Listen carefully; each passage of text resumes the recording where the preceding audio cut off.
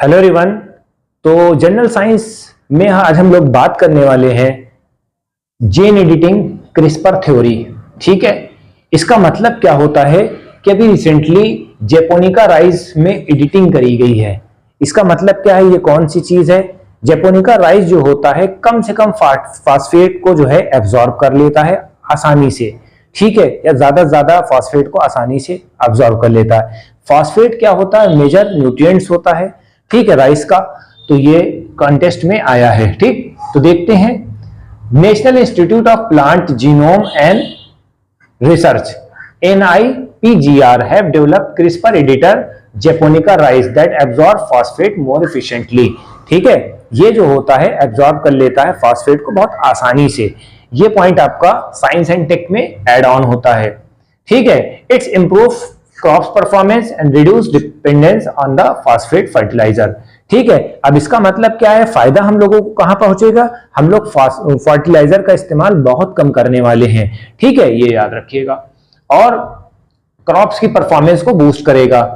फिर बात कर लेते क्रिस्पर क्या मतलब क्या होता है? ये जीन एडिटिंग होती है बेटा। Cluster regularly interspaced short palindromic repeats is a gene editing tools used to modify the DNA. DNA को मॉडिफाई करते हैं, डीएनए होता है उसको मॉडिफाई करते हैं। कैंची यहां रस लगा देते हैं। जो अच्छा डीएनए होता है, जो यानी कि जो कम वाला वो होता है, प्रॉब्लमेटिक होता है, उसको हटा के इसको एड ऑन कर देते हैं। इसी को हम जीन एडिटिंग थ्योरी कहेंगे। इसका एक पूरा फुल वीडियो हम बना देंगे ताकि आप उसको देख लिए, अच्छे से समझ में आ जाएगा। ठीक है, तो ये इंपॉर्टेंट रोल प्ले करने वाला है। तो क्रिस्पर थ्योरी के बारे में पूछ सकते हैं, जेपोनिका राइस के बारे में पूछ सकते हैं, कौन सी जो है रिसर्च स्कॉलर ने करी है, कहां से, रिसर्च सेंटर से वो, ये तो याद रखिएगा। जेपोनिका राइस है, शॉर्ट ग्रेन है, हाई स्टार्च वेराइटी है। Rice primarily grow in the east Asia में होता है। ठीक है, जापान अपान में बहुत खाया जाता है, वियतनाम है, जापान है, तो ये आपको याद रखना है। ठीक है, कोरिया है, चाइना है, और स्टिकी टेक्सचर होता है, तो ये पॉइंट आपको याद रखना है। ठीक, अब ये केमिस्ट्री के कुछ क्वेश्चन है। ये PYQ हमने उठा लिया है, PYQ है, इसको याद रखिएगा। ग्रेविटी की थ्योरी किसने दी थी? सर आइजैक न्यूटन ने दी थी। ठीक है, यूनिवर्सल लॉ ऑफ ग्रेविटेशन, ठीक, ये भी न्यूटन ने दिया था। Astronaut in the space could not state erect because of space. अब इसमें इन्होंने क्वेश्चन दिया है कि स्पेस में लोग जो है एरेक्ट ऐसे सीधे खड़े क्यों नहीं हो पाते हैं, बिल्कुल उड़ा करते हैं, क्योंकि देखिए ग्रेविटी बहुत कम होती है इस वजह से, बल्कि ग्रेविटी होती ही नहीं, इस वजह से यहां पर होता है।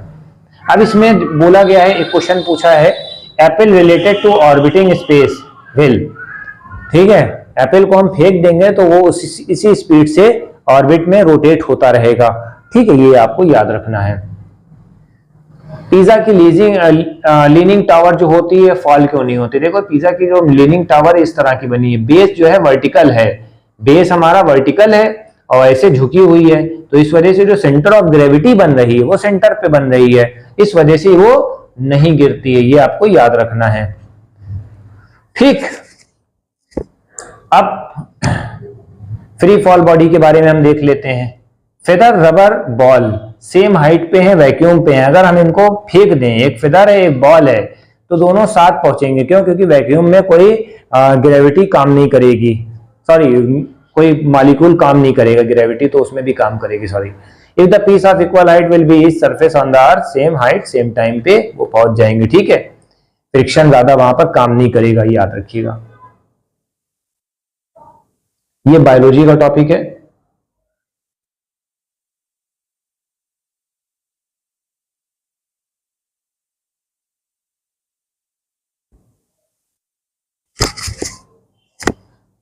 ठीक है, तो बायोलॉजी में आपको बताना है कि प्रोटोजोआ डिजीज के बारे में बात करेंगे। तो सबसे पहले प्रोटोजोआ डिजीज में हम लोग ने क्या लिखा है? मलेरिया है। मलेरिया क्या है?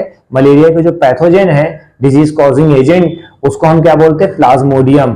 ठीक है, P. वाइवेक्स होता है और P. मलेरियाई होता है, ये आपको याद रखना है। अगर क्वेश्चन एग्जाम में दे दे P. वाइवेक्स का मतलब क्या होता है और P. मलेरिया का मतलब क्या होता है, यही आपको लिखना है। ठीक है, causes malignant malaria which is the most serious and can be fatal। ठीक है, मलेरिया की वजह से डेथ भी हो जाती है। ठीक है, वेक्टर्स कौन कौन से? फीमेल एनाफिलीज मॉस्किटो है, उसके काटने से जो है मलेरिया हो जाता है। ठीक, ये याद रखिएगा। Sporozoites infection form injected by the mosquito bytes, mosquito के बाइट से रीच लीवर सेल में पहुंचते हैं, मल्टीप्लाई हो जाते हैं। जितने भी बैक्टीरिया होते हैं, प्रोटोजोआ होते हैं, लीवर में पहुंचेंगे, मल्टीप्लाई हो जाएंगे और लीवर को डिसऑर्डर कर देंगे। इस तरह से सिस्टम होता है। ठीक है, बस the liver cell and release into the blood.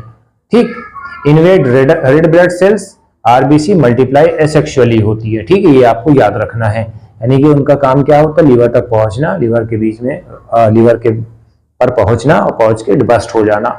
ठीक है, ये आपको याद रखना है।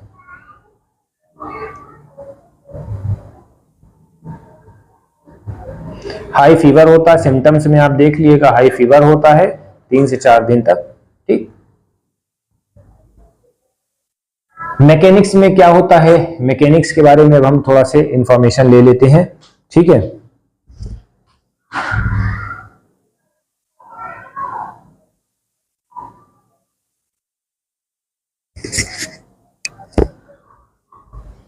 मैकेनिक्स के बारे में हम लोग इंफॉर्मेशन ले लेते हैं। Mechanics machine, mechanics that area of the science concern with the behaviour for physical body when subjected to force. जब ये सब्जेक्टेड टू फोर्स लगा रहा है, डिस्प्लेसमेंट कर रहा है, और उसके इफेक्ट्स क्या होते हैं उसके उस इन्वायरमेंट्स पे, उसी को हम मैकेनिक्स बोलते हैं। ठीक है, ये चीज याद रखिएगा। वेट और मास में डिफरेंस क्या होता है?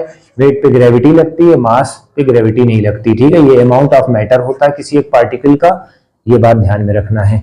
ठीक है, अब डिस्प्लेसमेंट और डिस्टेंस में आपको बताना है। देखिए, इसके 3-4 पॉइंट होते हैं। ठीक है, इसके सबसे पहले 3-4 पॉइंट होते हैं, ये समझ लीजिए।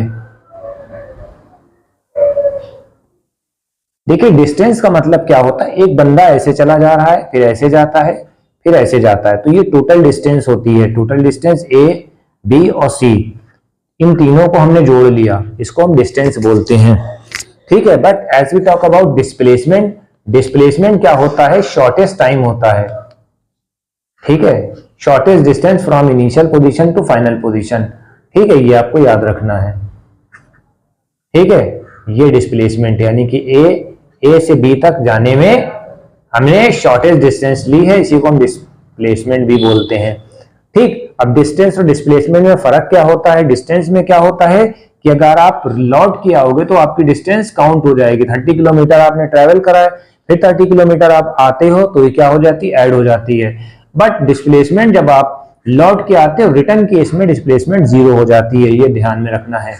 ठीक है, अब इसी तरीके से स्पीड और वेलोसिटी को आप समझ लो। स्पीड और वेलोसिटी, स्पीड का मतलब क्या होता है? डिस्टेंस बाय टाइम, यानी कि डिस्टेंस जो चली है किसी एक पर्टिकुलर टाइम में। ठीक है, और वेलोसिटी का मतलब क्या होता है? Displacement by time. वेलोसिटी जो है डायरेक्शन को इंडिकेट करती है, on the other hand speed जो होती है स्केलर क्वांटिटी होती है। ये बात आपको ध्यान में रखनी है। ठीक है, ये याद रखिएगा। एक्सेलरेशन का मतलब क्या होता है? Change in velocity. अगर वेलोसिटी जो होती है चेंज हो रही है टाइम के रिस्पेक्ट में, तो इसी को हम एक्सेलरेशन कहेंगे। ठीक, तो ये आपको याद रखना है। तो ये 3 पॉइंट अभी हमने फिजिक्स से भी उठा लिए हैं, तो 4 पॉइंट हमने ऐसे लिए हैं। इसको थोड़ा थोड़ा से करके हम एक्सटेंड करेंगे। अब आप इसको ज्यादा से ज्यादा शेयर करें, सब्सक्राइब करें। Thank you. जो कमी है, जो लूप होल्स है, आप हमें बताइए ताकि हम इंप्रूव कर सकें। Thank you.